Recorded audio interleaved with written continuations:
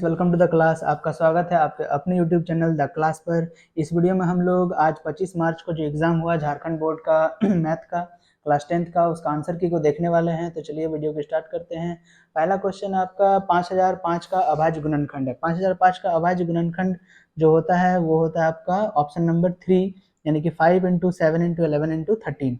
चलिए question number 2 की ओर देखते हैं। यदि विभाजन एल्गोरिथम ए बराबर बी क्यू प्लस आर में ए बराबर 72, क्यू बराबर 8 और आर बराबर 0 हो है तो बी का मान होगा। हम लोग सब जानते हैं कि 72 को किससे भागा देंगे, 9 से, तो 9 से देंगे तब आएगा 8, यानी कि option number 3 is the correct answer. आगे बढ़ते हैं क्वेश्चन नंबर 3। 3√2 एक संख्या है, हम लोग सभी जानते हैं 3√2 एक ऐसा संख्या है अपरिमेय संख्या। तो क्वेश्चन नंबर 3 का आंसर होगा ऑप्शन नंबर 2। चलिए आगे बढ़ते हैं क्वेश्चन नंबर 4 की ओर। तो ये देखिए क्वेश्चन नंबर 4, 35/50 का दशमलव प्रसार कैसा है। जब इसको हम लोग डिवाइड करते हैं, भागा देते हैं, तो इसका आंसर आएगा शांत, यानी कि ऑप्शन नंबर 1। आगे बढ़ते हैं क्वेश्चन नंबर 5 की ओर। चलिए 5 नंबर क्वेश्चन देखते हैं। 5 नंबर क्या कह रहा है कि y बराबर px का ग्राफ दिया गया है, बहुपद px के शून्यकों की संख्या। हम लोग सब देख रहे हैं ग्राफ को कितना बार कट कर रहा है, 2 बार, है ना। तो इसका आंसर होगा ऑप्शन नंबर 3। चलिए आगे बढ़ते हैं क्वेश्चन नंबर 6 की ओर। क्वेश्चन नंबर 6 क्या कह रहा है कि बहुपद x² - 15 का शून्यक है। जब हम लोग इसका शून्यक निकालेंगे तो आएगा root under minus root under 15 और रूट अंडर 15, यानी कि ऑप्शन नंबर 3। आगे बढ़ते हैं क्वेश्चन नंबर 7। यदि बहुपद x² - 2x - 8 के शून्यक a और b हैं तो a प्लस b का मान है। इसमें आपको शून्यक निकालना है, a और b उन दोनों को जोड़ देना है। तो क्वेश्चन नंबर 7 का आंसर होगा ऑप्शन नंबर 3, यानी कि 2। चलिए आगे बढ़ते हैं क्वेश्चन नंबर 8 की ओर। क्वेश्चन नंबर 8 देखते हैं। जब दो चरों वाले रैखिक समीकरणों का आलेख प्रतिच्छेदी रेखाएं हैं तब उनके हल होंगे। क्वेश्चन नंबर 8 जब प्रतिच्छेद करता है तो उनका हल कितना होता है, 1 होता है, यानी कि ऑप्शन नंबर 1। ये क्वेश्चन हमने कराया था वीडियो में ही, आप लोग देखे होंगे तो आया है ये क्वेश्चन। क्वेश्चन नंबर 9 देखिए, समीकरण निकाय a1x + b1y + c1 = 0 तथा a2x + b2y + c2 = 0 का अनंत हल होंगे यदि। अनंत हल कब होता है? क्वेश्चन नंबर 9 का आंसर होगा अनंत हल कब होता है, जब a1 बराबर a2 इक्वल्स टू b1 बराबर b2 इक्वल्स टू c1 बराबर c2 हो, यानी कि 9 नंबर का आंसर होगा ऑप्शन नंबर 3। चलिए आगे बढ़ते हैं क्वेश्चन नंबर 10 की ओर। क्वेश्चन नंबर 10 है रैखिक समीकरण युग्म 2x + y बराबर 5 और 3x + 2y बराबर 8 का हल है। क्वेश्चन नंबर 10 का आंसर होगा, निकालने पर आएगा ऑप्शन नंबर 3, x बराबर 2 y बराबर 1। आगे बढ़ते हैं क्वेश्चन नंबर 11। समीकरण निकाय 4x + py + 8 बराबर 0 और 2x + 2y + 2 बराबर 0 के अद्वितीय हल होने के लिए p का मान है। इसका जब हम लोग सॉल्व करेंगे क्वेश्चन नंबर 11 को, तो क्वेश्चन नंबर 11 का आंसर आएगा ऑप्शन नंबर 3, यानी कि p does not equals to 4। चलिए आगे बढ़ते हैं क्वेश्चन नंबर 12 की ओर। क्वेश्चन नंबर 12 को देखते हैं। क्वेश्चन नंबर 12 क्या कह रहा है कि निम्न में से कौन द्विघात समीकरण है। द्विघात समीकरण कौन है, तो क्वेश्चन नंबर 12 का आंसर होगा ऑप्शन नंबर 1, ये आपका द्विघात समीकरण होगा। ठीक है, आगे बढ़ते हैं क्वेश्चन नंबर 13।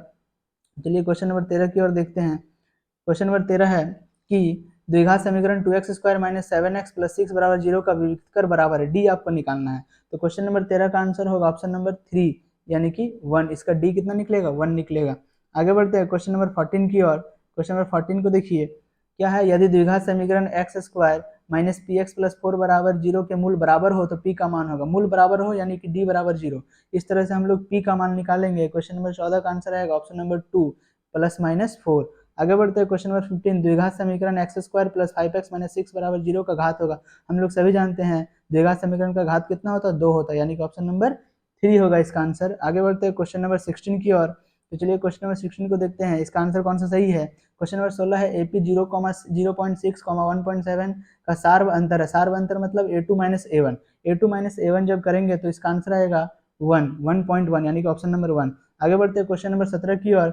AP 10,7,4 का तीसरा पद है। जब इसका हम लोग तीसरा पद निकालेंगे क्वेश्चन नंबर 17 का, तो ये आएगा ऑप्शन नंबर 3, यानी कि -77 आएगा। आगे बढ़ते हैं क्वेश्चन नंबर 18 मतलब 18 की तरफ। तो क्वेश्चन नंबर 18 है 2 + 7 + 12 + 10 पदों का योग, यानी कि ये चैप्टर नंबर 5.3 से क्वेश्चन दिया है। क्वेश्चन नंबर 18 का आंसर होगा ऑप्शन नंबर 3, यानी कि 245। आगे बढ़ते हैं क्वेश्चन नंबर 19। ये बहुत ईजी क्वेश्चन है, सभी वर्ग होते, वीडियो में हम बताए थे कि सभी वर्ग कैसा होता है, समरूप होता है, यानी क्वेश्चन नंबर 19 का आंसर होगा ऑप्शन नंबर 1। आगे बढ़ते हैं क्वेश्चन नंबर 20 की ओर। क्वेश्चन नंबर 20 क्या कह रहा है, देखिए, त्रिभुज ABC में DA एवं E क्रमशः AB और AC पर दो बिंदु है, DE पैरेलल BC, यदि AD DB = 2:3 है और AE बराबर 1.6 सेंटीमीटर, तो EC का मान होगा। क्वेश्चन नंबर 20 जो है ये हमने वीडियो में बताया था कि आएगा। क्वेश्चन नंबर 20 का आंसर होगा ऑप्शन नंबर 3, यानी कि 2.4। आगे बढ़ते हैं क्वेश्चन नंबर 21 की ओर। देखिए क्वेश्चन नंबर 21 क्या है, क्वेश्चन नंबर 21 है, यदि ABC समरूप DEF है और BC रेशियो EF बराबर 3:5 है तो AR मतलब इसका त्रिभुज का क्षेत्रफल का रेशियो क्या होगा। इन दोनों का स्क्वायर कर दिए, 3 का स्क्वायर कितना होगा 9 और 5 का स्क्वायर कितना होगा 25, यानी 21 का आंसर होगा ऑप्शन नंबर 4। आगे बढ़ते हैं क्वेश्चन नंबर 22 की ओर। क्वेश्चन नंबर 22 में देखिए, बिंदुओं P और Q के बीच की दूरी, P और Q के बीच की दूरी फॉर्मूला होता है दूरी सूत्र। आंसर क्वेश्चन नंबर 22 का आंसर होगा ऑप्शन नंबर 4 यानी कि 5 इकाई। क्या होगा 5 इकाई। आगे बढ़ते हैं क्वेश्चन नंबर 23 की ओर। क्वेश्चन नंबर 23 को देखिए कि बिंदु A 1,2 और 3,4 को मिलाने वाले रेखाखंड का मध्य बिंदु क्या है। ये भी क्वेश्चन हमने बताया था वीडियो में क्या आएगा। देखिए आ गया 20 नंबर 3 का क्वेश्चन नंबर का आंसर होगा ऑप्शन नंबर 2। 23 का आंसर होगा ऑप्शन नंबर 2। मध्य बिंदु फॉर्मूला से हम लोग निकालेंगे इसका आंसर। क्वेश्चन नंबर 24 की ओर देखते हैं। क्वेश्चन नंबर 24, यदि ABC त्रिभुज के शीर्ष है तो त्रिभुज ABC का क्षेत्रफल होगा। ये फॉर्मूला से निकले आपका। क्वेश्चन नंबर 24 का आंसर होगा ऑप्शन नंबर 3 यानी कि 2 होगा इसका। आगे बढ़ते हैं क्वेश्चन नंबर 25 की ओर। क्वेश्चन नंबर 25 देखिए क्या लिखा हुआ है कि यदि cos A बराबर 3/5 हो तो cos A के बराबर होगा। क्वेश्चन नंबर 25 का आंसर होगा ऑप्शन नंबर 2 यानी कि 5/4। आगे बढ़ते हैं क्वेश्चन नंबर 26 की ओर। यदि टू साइन ए बराबर √3 है तो a का मान होगा। क्वेश्चन नंबर 26 का आंसर होगा ऑप्शन नंबर 3 यानी कि 60 डिग्री। आगे बढ़ते हैं क्वेश्चन नंबर 27 की ओर। चलिए क्वेश्चन नंबर 27 को देखते हैं। क्या लिखा हुआ cot 90 - a बराबर हम लोग सभी जानते हैं, ये फॉर्मूला किसका होता है tan a का। क्वेश्चन नंबर 27 का आंसर होगा ऑप्शन नंबर 3। आगे बढ़ते हैं क्वेश्चन नंबर 28 की ओर। साइन स्क्वायर ए प्लस कॉस स्क्वायर है, ये हमने बताया था कि ये फॉर्मूला आएगा ही आएगा। इसका आंसर ऑप्शन नंबर 2 1। आगे बढ़ते हैं क्वेश्चन नंबर 29 की ओर। चलिए क्वेश्चन नंबर 29 में देखते हैं कि एक मीनार के शीर्ष का उन्नयन कोण उसके पाद से 15 मीटर की दूरी पर 60 डिग्री है तो मीनार की ऊंचाई है। क्वेश्चन नंबर 29 का आंसर होगा ऑप्शन नंबर 2 यानी कि 15√3। आगे बढ़ते हैं क्वेश्चन नंबर 30 की ओर। क्वेश्चन नंबर 30 देखते हैं हम लोग। चलिए क्वेश्चन नंबर 30 की ओर बढ़ते हैं। क्वेश्चन नंबर 30 क्या है, किसी वृत्त पर बाह्य बिंदु से खींची गई स्पर्श रेखाओं की संख्या होगी। हम लोग सभी जानते हैं कि बाह्य बिंदु से कितनी रेखा खींची जा सकती है, 2 स्पर्श रेखा खींची जा सकती है, मतलब 30 का आंसर होगा ऑप्शन नंबर 3। क्वेश्चन नंबर 31, दी गई आकृति में एंगल OPA 35 डिग्री है तो एंगल AOP का मान होगा। क्वेश्चन नंबर 31 का आंसर होगा ऑप्शन नंबर 1 यानी कि 55 डिग्री। आगे बढ़ते हैं क्वेश्चन नंबर 32 की ओर।